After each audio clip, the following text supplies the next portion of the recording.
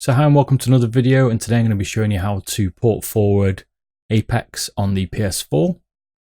You might ask yourself why you want to do this, and some of the reasons for this are to improve latency, or potentially if you're having problems connecting to some online games, you need to port forward to allow you to get onto the online services. So this doesn't always work for everybody, you're not always going to get an improvement.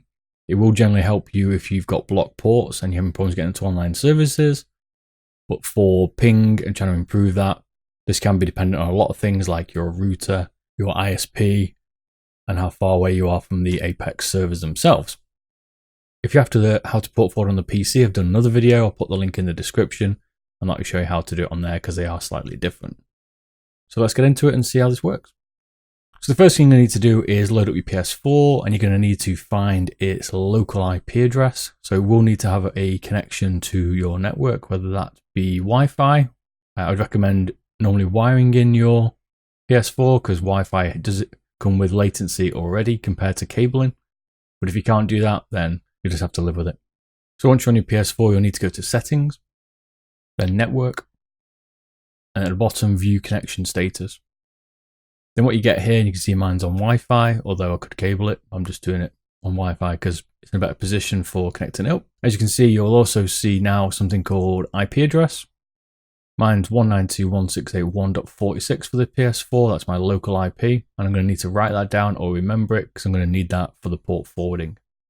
One other thing here to take note of is the default gateway, which is 192.168.1.1. Most of them will be that, or some of them will be 192.168.0.1. And you're going to need this IP address, if you don't know it, to connect to your router to allow you to configure the port forwarding.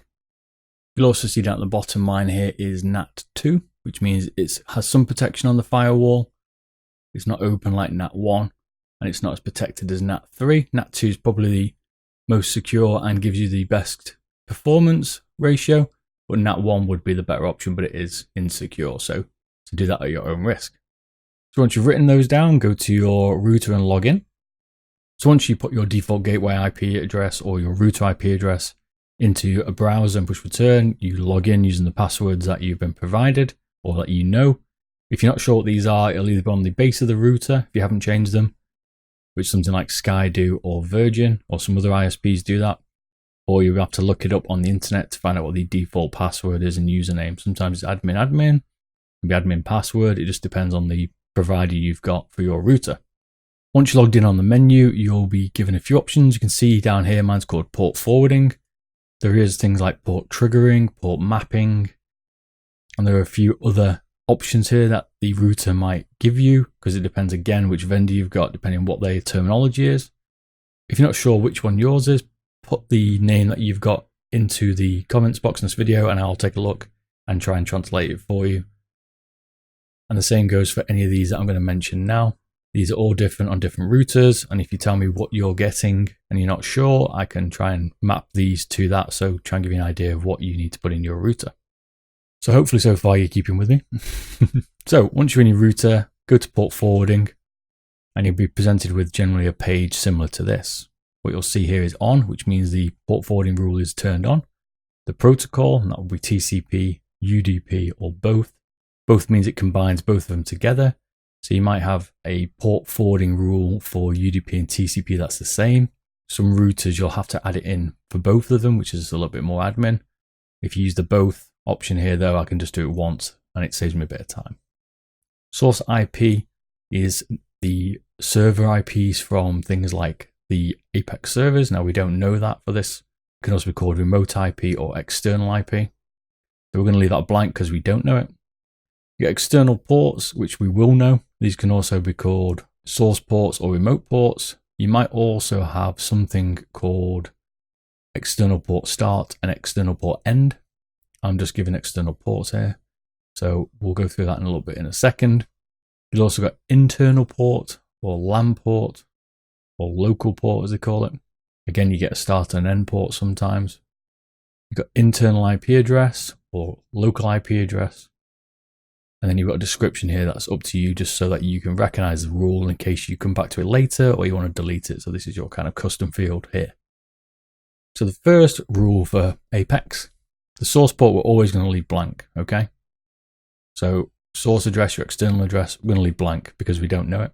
The external ports we're going to put as 1024. Now, this would be your start port.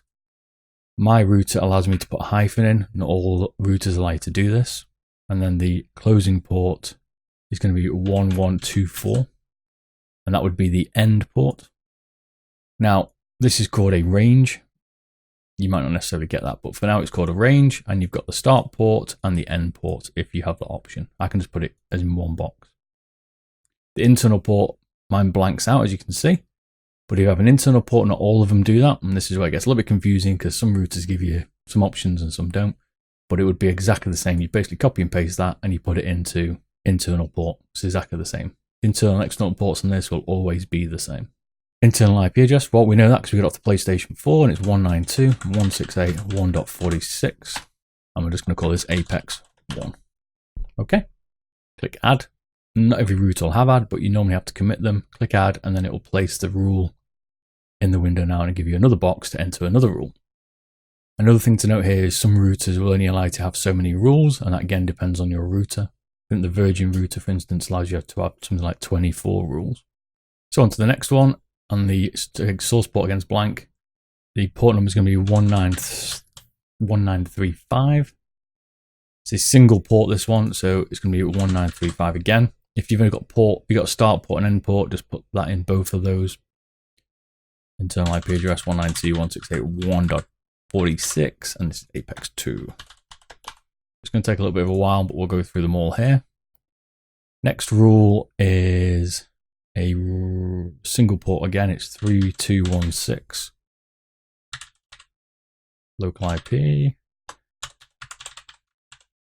.46. Apex 3. And you seem to get the idea of here how it starts to work. If you're not sure where the ports are, they generally are posted online, so take a look, or you can just watch this video and I'll show you all the ports required for the PS4. Next TCP you want to leave blank again on the source address. This is a range. And this is 3478-3480. So again, I don't need to put it in my internal port because it blanks it out for me. And your local IP address. Apex 4. If there's anything else you want me to show you to do routers, let me know and I'll try and do my best. I can show you some stuff. Or if you're not sure, you're getting some issues, let me know and I can try and help you on networking potentially. So next port range is 9960 and it's -9969. Again, it blanks my port range out for the internal ports. Apex, specs, Apex 5. There's quite a few TCP ones in, that's for sure for this. So the next one is single port, 18,000.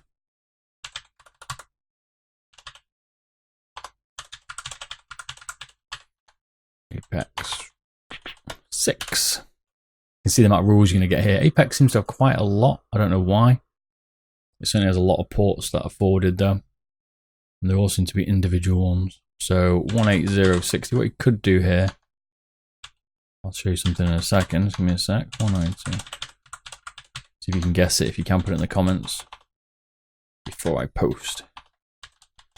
Or before I tell you what I'm going to recommend here potentially, but it's up to you. It can be a little bit more insecure. It could save you a bit of time.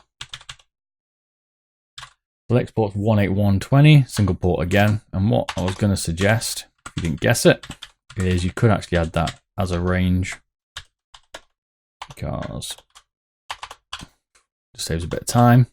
Apex 8. So what you could have done here was we could have started on 18000 and ended it on 18120. Okay, instead of putting 3 individual ports, it's up to you because you'll have a few exposed ports there that aren't being used, or you might get a bit of a conflict, but it could save you a bit of time. It's your choice. I'd put them in individually, but that's just because that's just me. Next one, 27900, but you can see it can take quite a bit. 27900, and again 192. Apex 9 rules so far. I haven't done UDP, which actually is a little bit less, thank God. So again, you can see no source IP address, all TCP at the minute still. We're on 29190. 28910, which is the second to last one. We've got that right. Yep, Apex 10 DMCN. So if you have a limit on your port forwarding rules here, you could potentially max it out. So just check if you haven't, well, don't check, but if you're getting issues with when you're trying to submit it or save it, because we have to save this in a minute, then this could be why, because you run out of port numbers. This is the final TCP one, which is 29900, 192. 46 is the local IP for the PlayStation. Apex 11. So they are all of the TCP ports there that we need. Now we do the UDP, and there's not as many of these. So UDP, again, we leave the source port blank, and the first one is, you'll see the difference here, 1024-1124, and you'll see we had that originally for the first TCP port. So you remember when I said you could pick both? So what we could have done there was picked both, and we wouldn't need to enter this again. Hope that makes sense. But for this tutorial, I'm going to show you manually, so you get the idea in case you can't have that option, because not every router has that option. So Apex 12, and the next UDP one is, so make sure you also pick UDP, make sure you don't miss that. Sometimes I do, especially. Next port is 3074. You know, we didn't have this one. No, we didn't have this one in TCP. So don't forget, start port, end port would be 3074, 3074. We've got 46, Apex 13. DMCN. And then 3478, Ooh, this is a range, so my bad. So it's first one's 3478, and then the end port is 3479. Okay. Saves you doing it twice, I guess. Apex 14. Not many now. 18,000. Again, we've had this one before. We could have done this as a range. Sorry, not as a range. We could have added this as both rather than UDP and TCP independently. Also, it would have saved you on some of the rules for port forwarding if you could do both. So you wouldn't hit that limit as quickly if you did have one. The next one's 29900. Again, we've had this one. In the wrong box there, Bob. 2900. I think Apex is the one I've had the most ports on, but if you've had one before, oh, look at that. No, it's a fundamental mistake. I haven't flicked to UDP. Make sure, as I said, all of the ones you set are UDP. I can go back here and re-amend these. Thank God. There you go. So don't forget to make them UDP, not TCP. I'm sure some of you have spotted that already. And you're like, Bob, in the comments, what are you doing, man? So this is the last one. This is a range 3700, 37,000 to 40,000. Final one. Yay! 17 Apex rules. Damn, that's a lot. So that is a lot of rules, okay? Or a lot of rules for port forwarding. You can see them all. This is what you will need to place in your router to enable you to do port forwarding for reducing some lag and for also potentially getting blocked to online services. If you've got like a NAT3, you'd need to add these in to allow you through your firewall. Once you've done all those, each router will be slightly different. I click save, and that will now commit all my changes. Please don't crash. Don't die on me. And then what I'd also do is, once it's committed the changes, I would go back into the options that you've done and just check all the rules are there. So if I come out and go to overview and I go back into port forwarding now, you'll see they all exist, because you don't want to be putting those back into you. So hope you've enjoyed this video. Let me know in the comments if you want me to show you anything else to do with networking or any other port forwarding for the games. I'll try and do my best, and I'll see you soon. Thanks a lot for watching this video. Catch you later. Bye bye.